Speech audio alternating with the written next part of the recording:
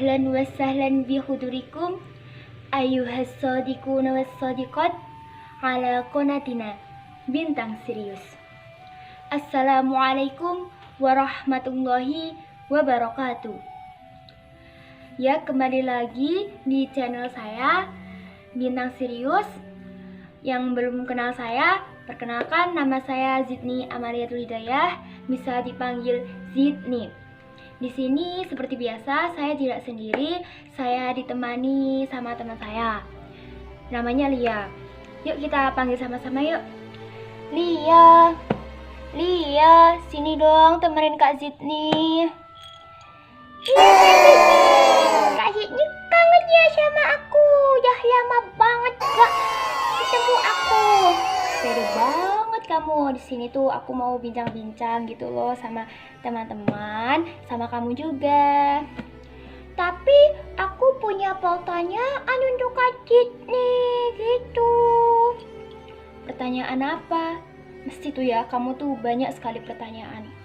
Dasar Dora loh. Aku pengen tanya tentang keadilan di Indonesia, Kak. Keadilan? Di Indonesia? Yang gimana ya? Ini pasti nanti nyangkut-nyangkut tentang hukum ya. Kak Zidni itu bukan anak hukum, tapi Kak Zidni sadar negaranya Kak Zidni itu negara hukum. Jadi kamu pengen tanya tentang apa emang? Insya Allah nanti Kak Zidni jawab sebisanya. Gini Kak, ini kan hari-hari ini itu lagi hangat-hangatnya bincangin tentang Pak Novel Baswedan gitu. Menurut aku dia tuh gak diadili. Aku pegel-pegel benci deh. Masa terdakwanya cuma dipenjara 1 tahun. Emang kamu kenal siapa itu Pak Novel Baswedan? Kamu itu anggar ngerocos aja, belum kenal, belum apa-apa. Nanti Kak Zidni jelasin ya. Oke Kak, silahkan. Siapa itu Pak Novel Baswedan itu? Siapa itu Pak Novel Baswedan? Pak Novel Baswedan itu adalah salah satu penyidik Komisi Pemberantasan Korupsi. Beliau mulai bekerja di KPK itu sejak 2007. Jadi dia itu udah senior ya. Dia adalah salah satu penyidik terbaik yang dimiliki KPK. Nah, itu pada tanggal 11 April 2017 itu Pak Novel diserang entah sama siapa. Beliau pun juga tidak kenal. Disiram menggunakan air keras tepat di wajahnya. Itu sekitar habis subuh, beliau sholat di dekat masjid dekat rumahnya yang berada di Kelapa Gading, Jakarta Utara. Ya, di situ beliau disiram pakai air keras dan kena deh tuh wajahnya. Kasihan banget ya. Untung aja tuh ya pada kejadian tersebut itu tuh terekam CCTV-nya. Jadi ya mungkin enak gitu nyidiknya nanti gimana gitu. Itulah, itu dia Pak Novel Baswedan, setahu aku itu. Terus Pak Novel maksudnya Pak Novel Baswedannya itu sakit nggak Kak? Ya jelas sakit lah, disiram pakai air keras kok nggak sakit. Terus tuh matanya itu yang sebelah kiri itu rusak, terus yang sebelah kanannya itu cuma 50% penglihatan. Sampai-sampai beliau itu dirawat 1 tahun di rumah sakit Singapura. Kasihan kan? Dan kasus itu sampai sekarang itu tuh juga belum kelar-kelar. Terus pelakunya itu terdeteksi itu pada bulan Desember 2019. 2 tahun nyari pelakunya. Dan sampai sekarang 2020 masalah itu juga belum kelar. Itu sempat ya pemerintah itu membentuk tim untuk mencari siapa sih pelakunya itu. Tapi tim itu malah kok semakin menyalahkan kepada Pak Novel Baswedannya, kok malah nggak menyalahkan terdakwanya itu gitu. Ya saya juga bingung kenapa kok bisa gitu. Apa karena itu kemarin ada beberapa alasan kenapa Pak Novel Baswedan disiram pakai air keras itu? Ada yang berpendapat bahwa Pak Novel itu ginilah itulah. Terus ada yang dendam sama Pak Novel gitu. Pokoknya masih banyak yang lainnya pendapat-pendapat tersebut itu. Terus ada juga yang komen gini, tuh matanya Pak Novel itu tuh cuma buat-buatan aja. Terus ada juga yang bilang itu salah dalam penanganannya, ginilah itulah, banyak alasan pokoknya. Entah gimana mereka menyikapinya. Menurut saya ya itu emang karena air keras itu gitu. Oh gitu kak, aku sih juga gitu, menurut aku itu kena air keras. Kasian ya kak, kasian banget. Terus kan pada bulan Desember 2019 kan udah tahu siapa tuh pelakunya. Terus dihukum apa kak? Kemarin pada tanggal 11 Juni baru aja kemarin itu 11 Juni 2020 itu tuh terdakwanya itu dikenakan penjara 1 tahun sama denda 500 juta. 1 tahun? Ya menurut aku sih gak adil ya. 1 tahun itu tuh udah terpampang jelas loh di bahwa itu tuh suatu pelanggaran HAM ya, kayak penganiayaan seperti itu.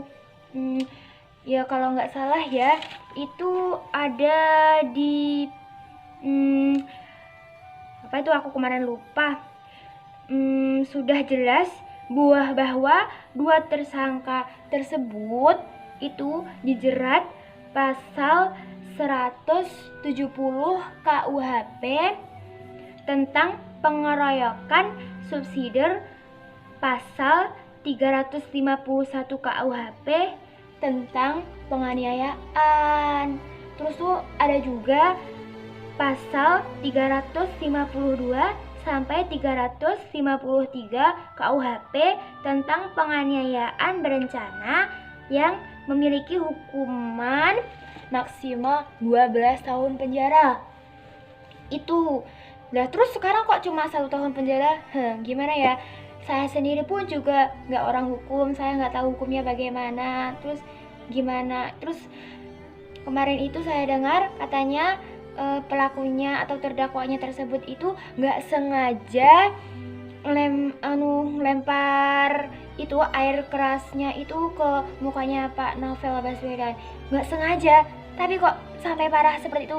Nggak sengaja kan, berarti kalau nggak sengaja kan Pak Novelnya ditolongin ya? Ya enggak, itu ditinggalin begitu aja. Gono kok bilang disengaja. Ya enggak, bilang apa itu sengaja? What? Sengaja? Hello, oh my god, oh my no, oh my wow. Lia, aku jadi rindu deh. Apa itu keadilan negeri kita, negeri Nusantara ini, yang katanya keadilan sosial bagi seluruh rakyat Indonesia. Tapi gimana keadilan ini? Bukan hanya untuk Pak Novel Baswedan juga, tapi untuk semua kalangan.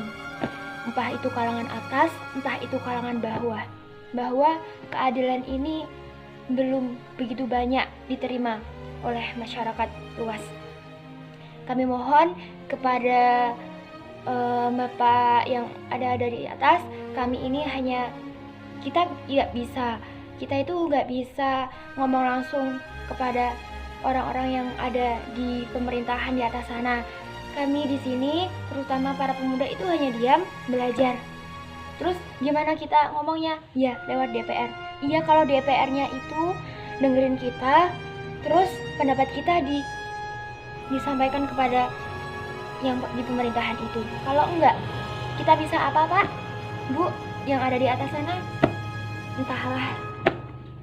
Aku juga bingung bagaimana negara ini. Ayolah kita perbaiki negara kita, perbaiki semuanya pokoknya gitu. Gini, kalau bicara tentang keadilan ini, sebenarnya hukum yang ada di Indonesia ini aku grogi ngomongnya. Soalnya ini tentang hukum. hukum yang ada di Indonesia ini, peraturannya itu udah bagus, tapi itu semua orang-orangnya itu gimana ya, mereka belum bisa sepenuhnya jujur. Mereka itu tergiur atas iming-imingan berupa uang. Ya itulah, katanya yang dulunya saya janji gini, tapi setelah dikasih uang sekoper misalnya, mereka udah hilang kejujurannya. Semua dengan kata-katanya itu hanya kebohongan. Teruntuk untuk politikus, saya harap jangan berotak seperti tikus. Berotaklah yang diharapkan oleh masyarakat luas. Gitu.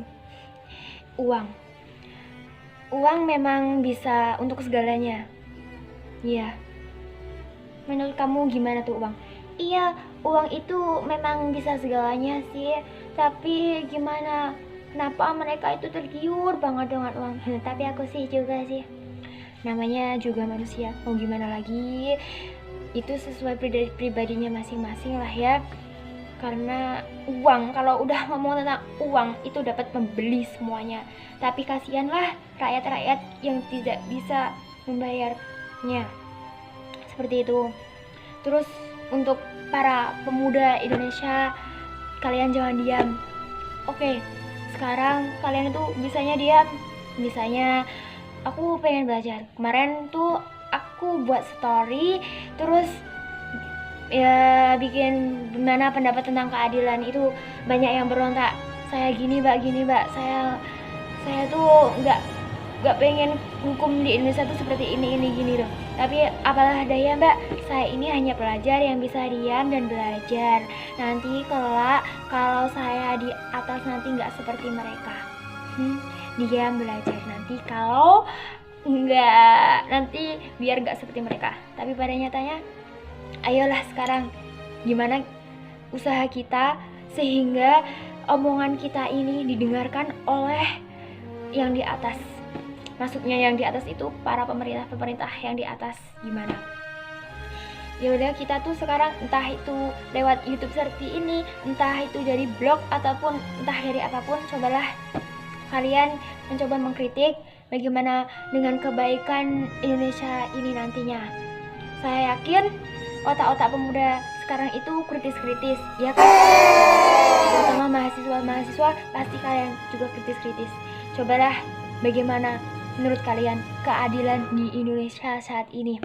Cobalah kalian tulis. Kalau begitu biar enaknya, cobalah kalian tulis di komen YouTube saya ini. Saya bakal baca. Nah, dari situlah kalian bisa berpendapat. Silahkan menulis nanti, saya tunggu. Indonesia itu kalau dibayangkan itu seperti suatu kapal, dimana di dalamnya itu yang menyetir adalah nahkodanya. Mau dibawa kemana kita, itu ya nahkoda itu seperti ya pemerintah yang ada di atasan, yang pemerintahan di atas sana. Jadi Indonesia itu sebuah kapal yang besar dan dikendali oleh nahkodanya itu. Untuk Pak Nahkoda, kita mau dikemanakan? Cobalah Pak, kita itu kasihlah kita di penghujung keadilan ini. Kesejahteraan bagi rakyatnya, kesejahteraan yang adil pokoknya. Itulah dari kami, gak usah lama-lama. Pokoknya saya menginginkan suara teman-teman bagaimana keadilan ini. Kalau ngomong tentang keadilan di Indonesia ini bagaimana, saya tunggu pokoknya. Terus pesan saya untuk para pemuda-pemuda Indonesia, tetap semangat. Untuk kalian yang ingin bertempat di pemerintahan nanti, ya pokoknya yang jujur, yang amanah gitu. Dan untuk pemuda-pemuda pelajar saat ini, jangan menyerah, tetap semangat. Pelajarilah bagaimana metode-metode mereka dalam menangani pemerintahan saat ini. Dan jika kelak nanti kalian telah terjun dalam pemerintahan itu sendiri, kalian tahu apa yang harus kalian lakukan. Terima kasih dari saya. Syukron kasiron. Jangan lupa like, komen, dan subscribe-nya. Sekian, terima kasih. Wassalamualaikum warahmatullahi wabarakatuh. Ya, teman-teman.